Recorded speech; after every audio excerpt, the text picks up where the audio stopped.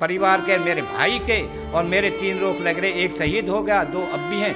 वो पाँचों जो कह रहे हैं जब हमारे घर गांव में और हमारे माँ बापों को नहीं पसंद दे रहे और लट्ठन से काट रहे हैं, बुरी तरह से काट रहे हैं, तो हमें तो अपने सीओ साहब से भी ये कह रहे हैं कि हमें छुट्टी दे दो, हमें फौज में नौकरी करना नहीं चाहते। मेरी सुरक्षा करो। मैं या वक़्त घना वो हूँ। मैं 4.5 पौने 5 महीना होने को जा रहा है, मैंने आज तक भरपेट रोटी नहीं खाई। प्लीज़ मैं इनसे दुखी हूँ और इसी वजह से मैं इन्हें कूटा हूँ और मेरा परिवार को नष्ट करने का वो।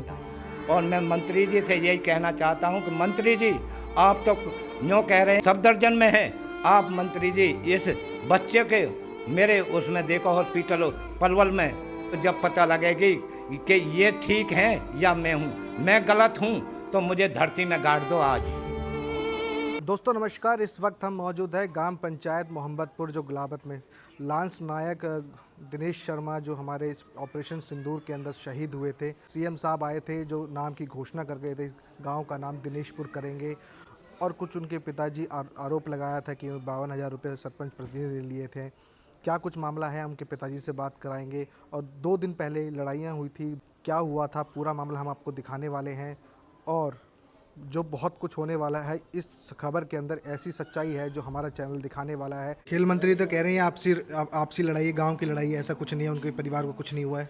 मैं ये खेल मंत्री जी जो चले जाते हैं, मैं भी पहले कई बार गया था और खेल मंत्री जी ने मुझसे आज तक कोई वो नहीं दी कि जैसे मेरा बेटा मरा, मुझे जैसे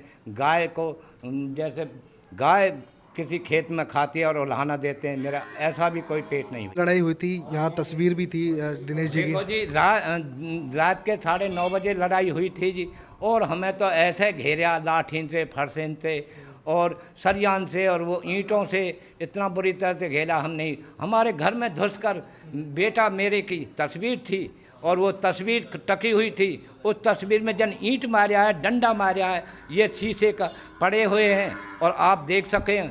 और मुझे तस्वीर का भी कोई महसूस नहीं है कहाँ है या कहाँ नहीं है।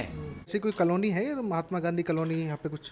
हमारे यहाँ कोई महात्मा गांधी कॉलोनी नहीं है। वो जन कैसे कैसे 54 के वहाँ बसे हुए हैं, ये तो वाहवारी बात है सीएम साहब। ये तो वैसे ही न्यों है रही है कि चाहे इकट्ठी मत करो, दारी बिखेर दो, तुम्हारे इनके बस की इनको नहीं मिलनी चाहिए, चाहे कहीं भी जाए।